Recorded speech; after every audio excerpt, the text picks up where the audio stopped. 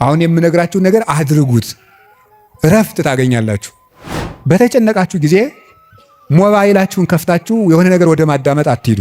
ሰው በስልክ ቢሰድባችሁ፣ ያመናችሁት ቢከዳችሁ፣ አደጋ ወደ እናንተ እየመጣ እንደሆነ ብትሰሙ ከዳዊት መዝሙር 1 አውጥታችሁ አንብቡ። ሰው ላይ አትጠጉ፣ በሰውም አትሸበሩ። እግዚአብሔር ክንድ ላይ ረፉ። ያንን ደግሞ የሚሆነው መዝሙረ ዳዊት ስታነቡ ነው። ምዕመናን ፈትኑና ውቀሱኝ። ማታ ማታ አንድ መዝሙረ ዳዊት ስትደግሙ ጸልዩ። ሳትጸልዩ አትብሉ፣ ሳትጸልዩ እቤት አትውጡ። ወደ እግዚአብሔር ለመሄድ ከየት ልጀምር ካላችሁኝ ጸልዩ። ፈሪ አትሁኑ፣ ጠንቋይ አትሁኑ። የሰይጣን እንጀራ የለውም። ማን አባቱ ነው ለሰይጣን እንጀራ የሰጠው? ይክርፋታም ድሃ ምንም የለውም። ማምላክ ሰይጣን ደግሞ የት አባቱ ነው እንጀራ ያለው? ደግሞ እሱ መቼ የቆፈረውን መቼ የፈጠረውን እንጀራ ነው። እንጀራን ለሰይጣን አትስጡ፣ ለምንም አትስጡ። ታክሲ የሚሰልፍ ሰው ያሳዝነኛል። እውነቴን አይደለም ነግራችሁ፣ አልዋሽም። ሰው ሲሰራ ውሎ እቤቱ ለመግባት ደግሞ ታክሲ ተሰልፎ ብር ይዞም ለካ ደግሞ መሄድ ያቅታል። ወረፋው ደግሞ 1 ሰዓት 2 ሰዓት ደግሞ ይፈጃል። እኔ አሁን ሰሞኑን አይቻለሁ። የሄድኩበት ሀገር ገብቶ ይቀድሳል። ቀድሶ ሲወጣ ሲጋራ እያጨሰ ነው የሚሄድ ቄሱ። ሲጋራውን ቡል እያደረገ መተው እጁን ሳም አድርገው ይሄዳሉ። ምዕመናን እኔ ባይኔ እኮ ነው ያየሁት። አንድ ሰው ብዙ ቀን ክፉ ነገር አልደረሰበትም ማለት መጨረሻው ያምራል ማለት አይደለም። የተወደዳችሁ ምዕመናን በጨነቃችሁ ጊዜ መዝሙረ ዳዊትን በጣም ውደዱት። እኔ ማስተማር ከጀመርኩ ጀምሮ ስለ መዝሙረ ዳዊት ነው የምናገረው። ልክ እናንተ እንደምትጨነቁት እኛም እኮ ይጨንቀናል። እኛም የምንጨነቅበት ጊዜ አለ። እናንተ ኃጢአት እንደምትሰሩ እኛም እንሰራለን። በተጨነቅን ጊዜ ግን የምናርፈው ከዳዊት መዝሙር አንዱን በመዘመር ነው። እንዲያውም እናንተ ጥሩዎች ናችሁ፣ እድለኞች ናችሁ። እናንተ ቢጨንቃችሁ ወደ አንድ ቄስ ሄዳችሁ ትናዘዛላችሁ። ቄስ ሲጨንቀው ግን ወደ ማን ይሄዳል? ጳጳሱ ቢጨንቃቸው ከፓትርያርኩ ይሄዳሉ። ፓትርያርኩ ቢጨንቃቸው የት ይሄዳሉ? በወንበር መቀመጥ ዕዳ ነው። አባት መሆን ሌላውን አጽናንቶ ራስ መጽናኛ ደግሞ ይቸግራል። የዛን ጊዜ መጽናኛ የቅዱስ ዳዊት መዝሙር ነው። ያልሆነ ሰው ስልክ ቢደውልላችሁ ማለት ሰው ስልክ ደውሎ ቢያስፈራራችሁ፣ ሰው በስልክ ቢሰድባችሁ፣ ያመናችሁት ቢከዳችሁ፣ አደጋ ወደ እናንተ እየመጣ እንደሆነ ብትሰሙ ከዳዊት መዝሙር 1 አውጥታችሁ አንብቡ። እዚህ የመጣችሁት ለሕክምና ነው። ከብዙ ስራችሁ ከጠበበ ሰዓታችሁ ምናልባትም አንዳንዶቻችሁ ለመኖር ከተቸገራችሁበት ሳንቲማችሁ በታክሲ አውጥታችሁ ነው የምትመጡት። የኔን እረዳለሁ። እኔ አንዳንድ ጊዜ የገጠር ሰው ያሳዝነኛል፣ አንዳንድ ጊዜ የከተማ ሰው ያሳዝነኛል። የገጠር ሰው የሚያሳዝነኝ በሚያሳዝንበት ነው፣ ለእነሱ ነግራቸዋለሁ። የከተማ ሰው አንዳንድ ጊዜ የሚያሳዝነኝ ደግሞ በተለይ ታክሲ የሚሰለፍ ሰው ያሳዝነኛል። እውነቴን አይደለም ነግራቸው፣ አልዋሽም። ሰው ሲሰራ ውሎ እቤቱ ለመግባት ደግሞ ታክሲ ተሰልፎ ብር ይዞም ለካ ደግሞ መሄድ ያቅታል። ወረፋው ደግሞ 1 ሰዓት 2 ሰዓት ደግሞ ይፈጃል። እንደገና ሄዶ ምን ብሎ ታክሲውም ተወዷል አሉ። ከዚያችሁ ግን ይሄ በታምር ነው ሰው የሚኖረው፣ በታምር ነው። ካልሰረቃችሁ በቀር በታምር ነው እየኖራችሁ ያላችሁ፣ አንዳንዱን ማለት ነው። እና በዚህ ሁሉ ነገር መሃል የመጣችሁት ለሕክምና ነው። ሊታከም የሄደ ሰው የታዘዘለትን መድኃኒት ሲውጥ ነው ድህነት የሚያገኘው። አሁን የምነግራችሁ ነገር አድርጉት፣ እረፍት ታገኛላችሁ። በተጨነቃችሁ ጊዜ ሞባይላችሁን ከፍታችሁ የሆነ ነገር ወደ ማዳመጥ አትሂዱ። መዝሙረ ዳዊት መኪና ያላችሁ ሰዎች ካላችሁ መኪናችሁ ውስጥ እቤት እንዳለ ሁሉ መኪናችሁ ውስጥ ራሱ አንዱን ችሎ የማይወርድ አንድ መዝሙረ ዳዊት ቢኖራችሁ ጥሩ ነው። የሆነ ወረፋ እንኳን እስከምትጠብቁ የነዳጅ ወረፋም ሊሆን ይችላል፣ አላውቅም። መኪና ውስጥ ናችሁ 3 መዝሙር ዘምሩ። መስሪያ ቤት ገብታችሁ ወረፋ እስኪደርሳችሁ 1 መዝሙርም ዘምሩ፣ የዳዊትን መዝሙር። ይገርማችኋል፣ መንገዳችሁ ሁሉ ብርሃን ይሆናል። እውነቴን የምነግራችሁ መቼም ስብከት ድራማ አይደለም። በቅድስና ሕይወታችን አባቶቻችን አንመስልም። በእውነት እኔ በግሌ ብዙ የጎደፉ ኃጢአቶች ይኖርብኛል። ግን በጸሎት በኩል ያልሞከርኩትን አልሰብክም። ስለዚህ መዝሙረ ዳዊት አጽናንቶኝ ነው እንጂ የምናገረው ያነበብኩትን አይደለም የምናገረው። የሆነውን ነው የምነግራችሁ። ይጠቅማቸዋል። መዝሙረ ዳዊት አንብቡ። ሰው ላይ አትጠጉ፣ በሰውም አትሸበሩ። እግዚአብሔር ክንድ ላይ እረፉ። ያንን ደግሞ የሚሆነው መዝሙረ ዳዊት ስታነቡ ነው። ዘምሩ። የዳዊት ሲጨንቃችሁም መዝሙረ ዳዊት አንቡ፣ ደስ ሲላችሁም አንብቡ። እግዚአብሔር ደስ ሲለን እሱን ማስታወሳችንን ይፈትነናል። ሲከፋን አኩርፈን አለመውጣታችንን ይፈትነናል። ስለዚህ ሲከፋን ምንዘምር እሱ ግር እንገኝ። ምንድነው? ሴት በሚያስጨንቅ ስቃይ ትወልዳለች፣ ወልዳ ስትጨርስ ከባሏ ጋር ትገኛለች ይላል። ኦሪት ዘፍጥረት ያለው አይደለም? በምጥ ወልደሽ በስቃይ ወልደሽ ፈቃድሽ ወደ ባልሽ ይሁን ያለ። በስቃይ ትወልዳለች፣ ወልዳ ስትጨርቅ ከባሏ ጋር ትውላለች። ይሄ ማለት አንዲት ነፍስ በመከራ ተጨንቃም ከሙሽራዋ ክርስቶስ እግር ነው መገኘት ያለበት። ትርጉሙ ይሄ ነው፣ መንፈሳዊ ትርጉሙ። የቅዱስ ዳዊት መዝሙር ደግሜ ነው የምነግራችሁ። አሁን ምናልባት እዚህ ቤተክርስቲያን ውስጥ ተመልሼ ብመጣና ባስተምር ሌላ ቀንም ስለ መዝሙረ ዳዊት ልናገር እችላለሁ። ቅዱስ ዮሐንስ አፈወርቅ ምን ይላል? ስብከት እንዳሻሽል ከፈለጋችሁ እናንተ ያለባችሁን ችግር አሻሽሉ ብሏል። እናንተ በተመሳሳይ ሁኔታ እየኖራችሁ ተመሳሳይ ርዕስ አትስበከን አትበሉኝ። ስለዚህ የእናንተ ህይወት መጀመሪያ የነገርኳችሁን ችግር ከለቀቀ አሁን ደግሞ አዲስ ስብከት ይዤ እመጣለሁ ይላል። ስለዚህ በዚህ ዘመን ሩቅ ነገር ምንድን ነው ቢባል ተስፋ ነው። ተቆጥቼ መስበክን ያሁን እየተውኩ መጥቻለሁ። ኑሮ ተቆጥቶት ይሄ ሰው ጦርነት ተቆጥቶት ምን እናርገው ብዬ ዝም ብዬ ተስፋ ነው የምነግራችሁ። እና ለተስፋ ደግሞ የቅዱስ ዳዊት መዝሙር ፍጹም መሰላል ነው። ምዕመናን ፈትኑና ውቀሱኝ። ማታ ማታ አንድ መዝሙረ ዳዊት ድገሙ። ከመተኛታችሁ በፊት እንደው 1 ሰዓት 2 ሰዓት 3 ሰዓት በቃ ከስልካችሁ ፍሪ መሆን አለባችሁ። ዛሬ መዝሙረ ዳዊት አንብቡ። እግዚአብሔር ከእናንተ ጋር ይሆናል። የቅዱስ ዳዊትን መዝሙር ጸልያችሁ አንብባችሁ ተኙ። ማለዳችሁን እግዚአብሔር ማታውን የቀደሰ ሰው ማለዳውን ይቀድሳል። ማታችንን ካበላሸ ነው ማለዳችንም ይበላሻል። ማለዳችን ከተበላሸም ማታችን ይበላሻል። ማለዳም በመዝሙረ ዳዊት እንጀምር ሲሆን አንዳንድ መዝሙራትን በቃላቸው አጥኑ። ስንት ነገር ተሸመድዶ የለ እንዴ? ሐሜት እኮ አሁን ስንት ሰው ያውቃል ሰው። እኔ እንደው አንዳንድ ጊዜ ይገርመኛል ሰው ወሬ እንዴት አድርጎ እንደሚይዝና ቃለ እግዚአብሔር አጥና ሲሉት ግን ወሬ አይዘው። ሐሜት ግን በ5 ደቂቃ ስንት ሐሜት ይሸመድዳል። አጥኑ መዝሙረ ዳዊት፣ መጠጊያችሁን እግዚአብሔር አድርጉ። እኔ ግን ምዕመናን አንድ ነገር መናገር እፈልጋለሁ። እሱ ምንድን ነው? እኔ አሁን እግዚአብሔር ጸሎታችንን አልሰማን ያለ የሚመስለን በካህናት ላይ ያላችሁ እምነት እየቀነሰ ስለመጣ ነው። እውነት ነው፣ እኛ ኃጢአት እንሰራለን። ግን ኃጢአታችን ለራሳችን ትታችሁት እናንተ በእግዚአብሔር ብታምኑ ትጠቀሙ ነበር። ግን ነውር ለቃሚ ሆናችኋል። ከዚያ የተነሳ አትጠቀሙ። እኔ አሁን ሰሞኑን አይቻለሁ። የሄድኩበት ሀገር ገብቶ ይቀድሳል፣ ቀድሶ ሲወጣ ሲጋራ እያጨሰ ነው የሚሄድ ቄሱ። አሁን የኢትዮጵያ ካህናት ይሄን ብታየው አትሰቅሉንም? መሀል ከተማ ላይ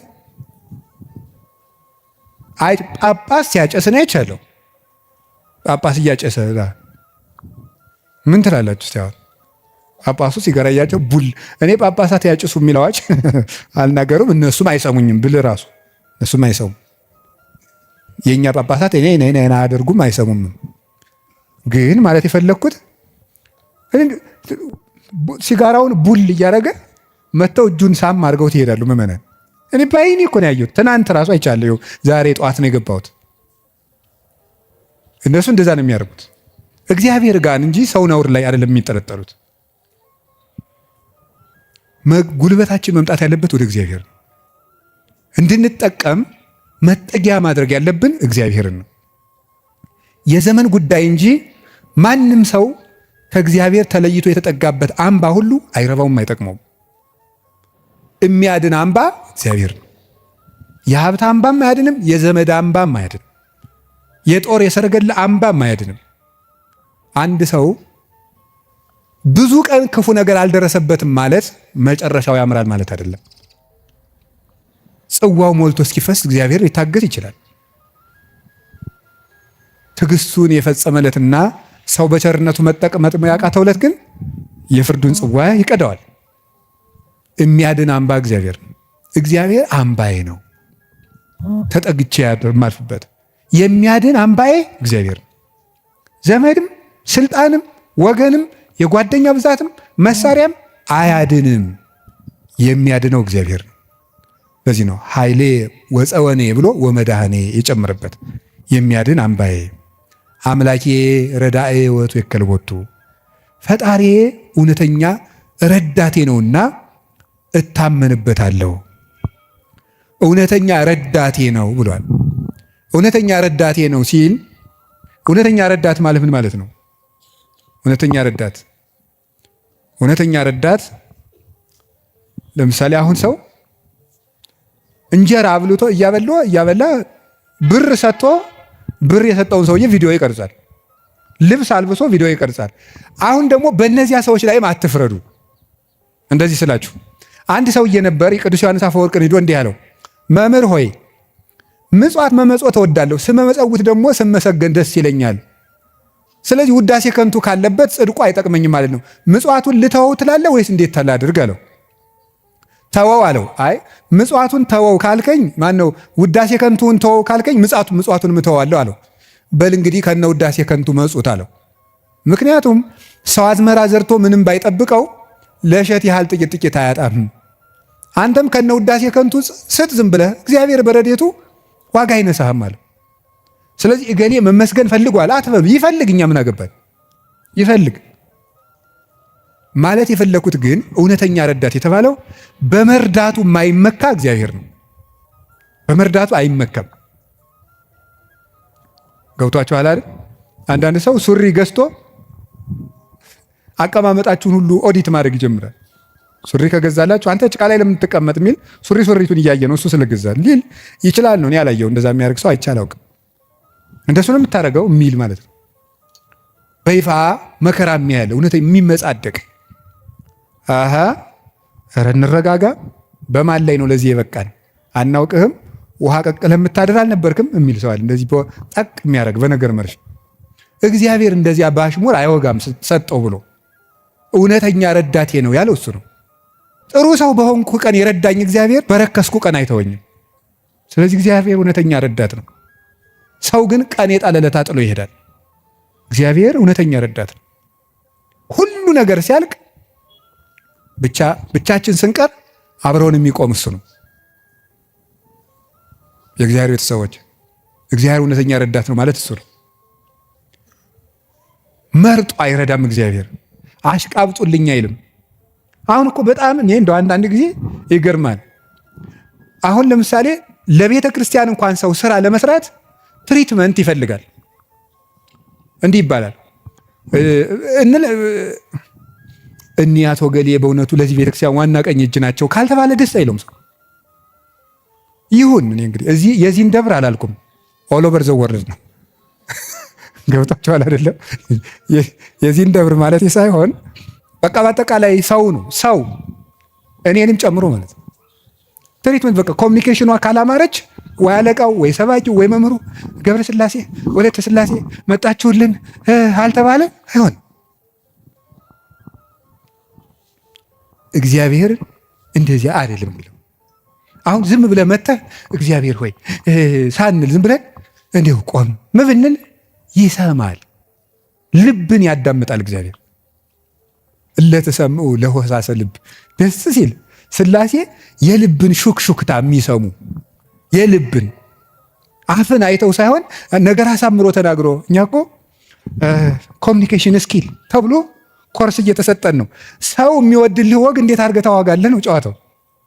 መከራ አድርገህ ማዳመጥ አንዱ ስኪል ነው ምናምን። የሰዎችን ጥቅም አስቀድም፣ ምንትስ እንደዚህ በል፣ የቃላት ምርጫ ይኑርህ። እግዚአብሔር እንደዚያ ሳይል ጥሩ አድርገው ተናገሩ። ፍልስፍና ተምረዋል፣ ዲግሪ ያላቸው አነጋገር ይችላሉ። መግቢያው እንዴት ነው? ሀተታውሳ ኮንክሉዥኑ ጥሩ ነው አይልም። እግዚአብሔር ልብን ይሰማል። ልብን የሚሰማ እግዚአብሔር ነው። አንዳንድ ጊዜ እውነቴን እነግራችሁ መታችሁ የምትሉት ከጠፋችሁ ብትችሉ ዝም ብላችሁ የአባታችሁ ቤት አላሉ ቁሙ። ዝም ብላችሁ እዚህ ገብታችሁ ራሱ አንዳንድ ጊዜ ጭንቀት ይበዛና ቃላት ያጥርና ኃጢአት ይደራረብና አፍን መክፈት ያቅታል። ገብቶ ዝም ብሎ ቢቻል ማልቀስ ጥሩ ነው። እግዚአብሔር ከሺህ ቃላት አንድ ዘላላ እንባን ይወዳል። እዚህ ገብቶ ማልቀስ እና እግዚአብሔር እውነተኛ ረዳቴ ነው። ወረት የሌለው ትናንት ረድቶ ዛሬ ችል የማይል አፍ ላይ የሌለው በሌላ ፍቅር የማይወሰድ ወዳጅ የማይለውጥ ስንለወጥ የማይለወጥ አባት እግዚአብሔር ነው።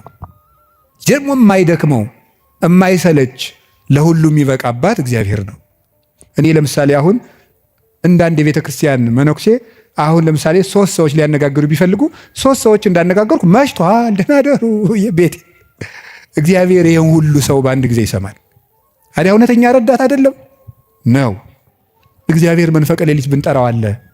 እግዚአብሔር ሊነጋ ሲል ብንጠራው አለ። እግዚአብሔር የትም ሆነን ብንጠራው አለ። ገደል ውስጥ ብንጠራው አለ።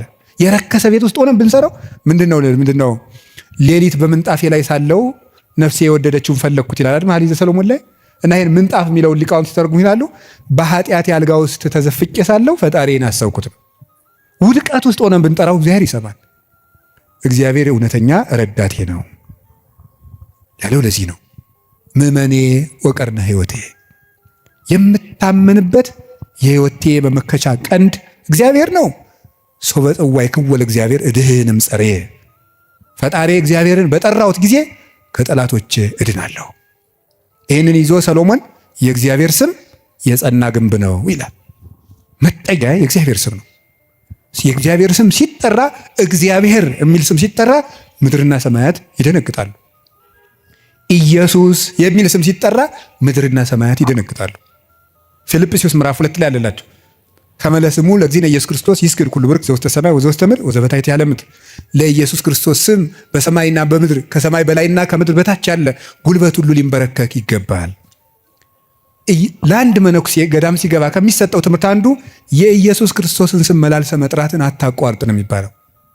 የኢየሱስ ክርስቶስን ስም ኢየሱስ ክርስቶስ ጌታዬ ኢየሱስ ክርስቶስ ሆይ ማረኝ ብዙ ቀን እናገራለሁ። እንዲህ ኢየሱስ ክርስቶስ የሚለው ስም ዝም ብሎ የሚቀር ስም አይደለም። ዲያብሎስ የሚፈራው ኢየሱስ የሚለውን ገና ሳይጨርሰው ቅዱስ እንጦንስ ነበር የከበቡት አጋንንት የተበተኑት። በገድለ ቅዱስ እንጦንስ እንደተጻፈ ክርስቶስ ኢየሱስ አማኑኤል እግዚአብሔር ብሎ መጥራት ዝም ብሎ አይደለም፣ በፍቅር ጥሩት፣ ጉልበት ይሆናቸዋል። ስለዚህ ጉልበቴ ሆይ እወድሃለሁ ያለው ከዚህ የተነሳ ነው። የእግዚአብሔርን ስም በጠራሁት ጊዜ ከጠላቶች እድናለሁ። ፈሪ አትሁኑ፣ ጠንቋይ አትሁኑ። ውሸታም ነው ጠንቋይ፣ አትፍሩ። ምናልባት እደግምባችኋለሁ ምናምን ቢል ምንም አትፍሩ። አሁን ይሄ ድሮማ ምን ያደርገ ይሄ ጠንቋይ ሁሉ ጨው በቂጣ ቅቤና በርበሬ አንድ ላይ ሆኖ በገጠር በነገራችሁ ላይ ጨው የሚባል በርበሬ ነው እና በጣም ይገርማል። እና በጨው እንጀራ በላው ካልክ ሳልት አይደለም እንትን ነው በርበሬ ነው። እና በጨውና በቅቤ የተቀብቶ ቂጣ ያንን ያዞሩና አጋንንቱ ምናምን ብለው ደጋሞ ቱቱቱቱ ብለው መንገድ ላይ በቃ እያማተበ መብላት ቄስ ተማሪ ተመስገን እያለ በስመ አብ ወወልድ ወመንፈስ ቅዱስ ግጥም አድርጎ የሰይጣን እንጀራ የለውም። ማን አባቱ ነው ለሰይጣን እንጀራ የሰጠው? ይክርፋታም ድሃ ምንም የለውም ማምላክን። ሰይጣን ደግሞ የት አባቱ ነው እንጀራ ያለው? ደግሞ እሱ መቼ የቆፈረውን መቼ የፈጠረውን እንጀራ ነው። እንጀራን ለሰይጣን አትስጡ፣ ምንም ለምንም አትስጡ። አትደንግዱ። በእስራኤል ላይ ጥንቆላ በያዕቆብ ላይ ሟርት አይሰራም አይደለም ነው የእግዚአብሔር መጽሐፍ እንደዚህ ነው። የእግዚአብሔር ስም የጸና ግንብ ነው። እኔ ሁልጊዜ እናገራለሁ፣ የካህናት ስልጠና ስሰጥም እናገራለሁ። ምናልባት ድግምት የሚችል ሰው ካለ ጀግና ለዋለው ይድገምብኝ ብያውቃለሁ። አሁንም ይቻላል። እንደ ወንድ የሆነ ጀግና በዓለም አለ የተባለ ጠንቋይ ይድገምብኝ ብያውቃለሁ። ይኸው አሁንም የምትሰሙ ካላችሁ ድገሙብኝ። እኔ በጌታችን በመድኃኒታችን በኢየሱስ ክርስቶስ ስም ፍጹም አምናለሁ። ምግባሬ ከሰው ድሃ ልሆን ይችላል። በክርስቶስ ስም ግን ቀልድ የለም። ስሙን በስመ አብ ወወልድ ወመንፈስ ቅዱስ በጠራሁት ጊዜ ውዬ ባድር አንዳች እንደማይዞረኝ አምናለሁ። እውነቴን ልነግራችሁ አሁን እኔ ሰው በጫማ ይደገምበታል በምናምን ይችላል። እኔ ጫማዬን ትቼው ነው የምመጣው፣ ውጭ ትቼው ነው የምገባው። መድገም ይቻላል። 4 ነጥብ። ምንም አልሆነም። እናቱ ድንግል ማርያም ለእኔ መጠጊያዬ ናት። በእናትነቷ ምንም ቢሆን ከእሷ አቅፍ እጠጋለሁ። እንደዛ ከሆነ ደግሞ ምንም ሊሆን አልችልም። ስለዚህ አባ ጊዮርጊስ የተናገረው ሁልጊዜ የምወደው ቃል አለኝ። ለመኮነ ሰማይ መድሄ ወምድርኒ ማይረጸ እመተጣበቁ ለሐሪጾቴ ምን ተእንከ ይረስዩኒ ለማ አንቲ ምስሌ። ሰማይ መጅ ምድር ወፍጮ ሆነው አጣብቀው ቢፈጭኝ አንቺ ከኔ ጋር ከሆንሽ ምን እሆናለሁ? ኦ እግዝእቴ ቅድስት ድንግል ማርያም ዘበዕብራይስጢ ማርያም፣ በዕብራይስጢ ማርያም የምትባይ እመቤቴ ቅድስት ድንግል ማርያም ሆይ ለመወልድኪ አፍቀረኒ መኑ ይጸልአኒ። ልጅሽ ከወደደኝ ማን ይጠላኛል? ፀሐይ ይሴብሐኒ ወወርኅ ይባርከኒ ወከዋክብት ይቀድሱኒ። ልጅሽ ከወደደኝ ፀሐይ ይዘምርልኛል፣ ጨረቃም ያመሰግነኛል፣ ከዋክብት ይዘምሩልኛል። በእኔ ላይ ማንም በጠላትነት መነሳት አይችልም ይላል አባ ጊዮርጊስ። ልጅሽ ከጠላኝ ግን ማን ይወደኛል ብሏል። ሰውን ልላችሁ የፈለግኩት ፈሪ አትኑ። ጠንቋዩን ይሄ ምናምናም ውሸታውን እንደዚህ የሚለውን አትስሙት። ደግም ባለው ማንም ድሪቶ የፈለገውን ቢያይ ፈሪ አትሆኑ። በሙሉ ልቤ የማምነውን ኢየሱስ ክርስቶስን እንዲህ ይናገራለሁ፣ እውነቴንም ነው። ስለዚህ እግዚአብሔር የምዋጋበት የደህንነት ቀንድ በሬ በቀንዱ እንደሚጠበቀው እኔ በእግዚአብሔር ተጠብቄ እኖራለሁ ይላል ቅዱስ ዳዊት። እግዚአብሔር ሁላችንንም ይጠብቀን፣ ከሌሊት ከሚሰብር በቀን ከሚወርጅ ያድነን መድኃኔዓለም። ሁላችን በሰላም ወጥተን እንድንገባ ይፍቀድልን። አንድ ጊዜ እውቀታችን ጣልቃ ይገባና እች ዲግሪ ላይ አንዳንድ የተጠራቀመች ነገር ትረብሻለች፣ እምነትን ትረብሻለች። እሱን ተውትና እግዚአብሔር ከእውቀት በላይ ይሰራል። እስኪ በሉ ሁላችሁ፣ ከምን በላይ ይሰራል? ከእውቀት በላይ ይሰራል። ከኛ አቅም በላይ ያለው በእግዚአብሔር ይከናወናል። አቤቱ ጉልበት ይወዳለሁ የተባለው እሱ ነው። አንደኛ መጠጊያ ማለት ነው። ሁለተኛ እግዚአብሔር ከኔ አቅም በላይ የሆነውን ከተፈጥሮ ሕግ በላይ የሆነውን ነገር እሱ ይፈጽመዋል። ሶስተኛ ደግሞ የማረባ ሰው በሆንም እንኳን እግዚአብሔር እጁ ከያዘኝ ግን ትልቅ ሰው እሆናለሁ ማለት ነው። እግዚአብሔር ጉልበት ሲሆነው ውሃ ይገባና ምን ይሆናል? ጸበል። አፈር ይገባና ምን ይሆናል? እምነት። እግዚአብሔር ጉልበት ሲሰጣት የ15 ዓመት ልጅ ማንን መሸከም ትችላለች? ድንግል ማርያም እግዚአብሔርን ተሸከመችው። እግዚአብሔር ጉልበት ነው። እሱ ጉልበት ባይሆናን እሳትን ማን ይታቀፋል? ማንም። እግዚአብሔር ጉልበት ሲሆን እሱን እንኳን እንችለዋለን። ስለዚህ የእግዚአብሔር ቤተሰቦች በእግዚአብሔር በርቱ፣ እግዚአብሔርን ጉልበት አድርጉት። ሁላችንም በእግዚአብሔር እንመካ። ሁልጊዜ ጸልዩ። አንድ ነገር ብቻ ልናገር፣ ወደ እግዚአብሔር ለመሄድ ከየት ልጀምር ካላችሁኝ ጸልዩ። መንፈሳዊ ሕይወት ከየት ዛሬ ምናልባት ዛሬ ብቻ ቃለ እግዚአብሔር የምትሰሙ ሰዎችም ትኖራላችሁ። ዛሬ ድንገት የመጣ መጥቶ የማያውቅም ሊኖር ይችላል። መንፈሳዊ ሕይወት ከየት እንደምጀምር ግራ ገብቶኛል ካላችሁ መንፈሳዊ ሕይወት መጽሐፍ ቅዱስ ሂድና አጥኑ ወይም እንደዚህ አድርጉ ወይም እንደዚህ አይደለም። መንፈሳዊ ሕይወት መጀመሪያ ከጸሎት ጀምሩ። በቃ ሌላ መጀመሪያ አባታችን ሆይ በቃ እሱም በሉ። ከዛ ቤተ ክርስቲያን ውስጥ ተሳተፉ፣ አስቀድሱ። ከዚያ በኋላ መጽሐፍ ቅዱስን በደንብ ተማሩ። እነዚህ ሶስቱ ሁልጊዜ የቤት ስራ እሰጣችኋለሁ፣ እኔም እናንተም ታደርጉታላችሁ። አሁን ዛሬ መልሼ ልሰጣችሁ ነው። ከዚህ በኋላ በሄድኩበት ሁሉ እናገራለሁ፣ ሰው ቢሰለችም ባይሰለችም። እንደ ከርቤ እስከምትመር ድረስ ተናገር ብሏል አንድ የቤተክርስቲያን አባት። እሺ፣ አንደኛው በቀን እንድታደርጉት ሁልጊዜ ነው የምነግራችሁ። እዚህ መድረክም ተናግሬያለሁ። አንደኛው በቀን አንድ ምዕራፍ መጽሐፍ ቅዱስ አንብቡ።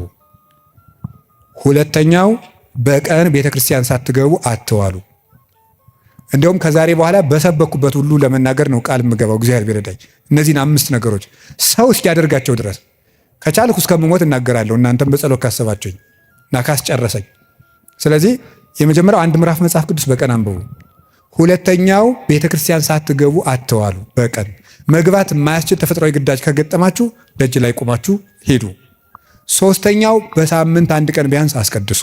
ውስጥ ገብታችሁ በሳምንት አንድ ቀን ቢያንስ ማለት ነው። አራተኛው ንስሐ ግቡ። ንስሐ እንዲያውም ምንድን ነው የምትባለው? ሌላኛይቱ ከእግዚአብሔር የተሰጠችን ልደት ናት ነው የሚባለው። አንድ ልደት ከእናት አባት ተወልደናል። ሌላ ልደት ደግሞ በጥምቀት እንደገና እሷ ስትደበዝዝ ደግሞ እግዚአብሔር በንስሐ ልደትን ሰጠ። አዳም ከሔዋን እሱን የመሰለ ልጅ እንደወለደ ይላል አረጋዊ መንፈሳዊ የተባለ ሊቅ። አዳም ሔዋን ከምትባል ሚስቱ እሱን የመሰለ ልጅ እንደወለደ ክርስቶስ ከንስሐ ማህፀን እሱን የመሰሉ ልጆችን ይወልዳል ይላል። ደስ አይላችሁም? አዎ እዚያ ንስሐ ማህፀን ውስጥ ገብተን እንደገና ክርስቶስን የመምሰል አባታችን እግዚአብሔርን የመምሰል እድል አለን። እሱ የመንፈስ ቅዱስ ጉልበት ስለሆነ ነው አቤቱ ጉልበቴ ሆይ እወድሃለሁ እንድንል የፈለግኩት። ንስሐ ግቡ። የመጨረሻው ጸልዩ። ሳትጸልዩ አትብሉ፣ ሳትጸልዩ እቤት አትውጡ። ብትችሉ ስግደት ስገዱ፣ ጥቂት ስገዱ። ትንሽ ከቻላችሁ 41 ካቃታችሁ 21 ካቃታችሁ 7 ካልሆነም 3። ይኸውላችሁ እኛ ለእግዚአብሔር ስንሰግድ ሰይጣን ከኛ እግር ይወድቃል። ሰው ለእግዚአብሔር ሲንበረከክ የሚያንበረክኩት ከእሱ ስር ይንበረከካሉ። ዳዊት ለእግዚአብሔር ይንበረከካል፣ እግዚአብሔር የዳዊትን ጠላቶች ለዳዊት ያንበረክካል። ቀመሩ ይሄ ነው። እኛ ለእግዚአብሔር እንንበረከክ፣ የሚያንበረክኩንን አጋንንት ደግሞ እግዚአብሔር ያንበረክካቸዋል።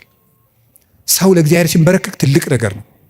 ስለዚህ ጥቂት ስግደት በቀን ስገዱ፣ ጸልዩ። ጸሎት አታቋርጡ። ለጸሎታችሁ ደግሞ ቀመር አታብጁለት። ማለት ምን ማለት ነው? ዛሬ ንጹህ ነኝ ልጸልይ፣ ዛሬ ረክሻለሁ አልጸልይም። በቃ ሁልጊዜ ዝም ብላችሁ ጸልዩ፣ ሁልጊዜ ጸልዩ። ይህን ያደረግን እንደሆነ እግዚአብሔር ጉልበት ይሆነናል ልላችሁ ፈልጌ ነው። መድኃኔዓለም ለሁላችንም ጉልበት ይሆነን። የትንሣኤውን ብርሃን ለሀገራችን ያብራልን። የጨለመብንን ነገር ሁሉ በትንሣኤው ብርሃን ያርቅልን። ለተጨነቁ ሁሉ መድኃኔዓለም ሰላምን ይስጥልን። ወስብሐት ለእግዚአብሔር።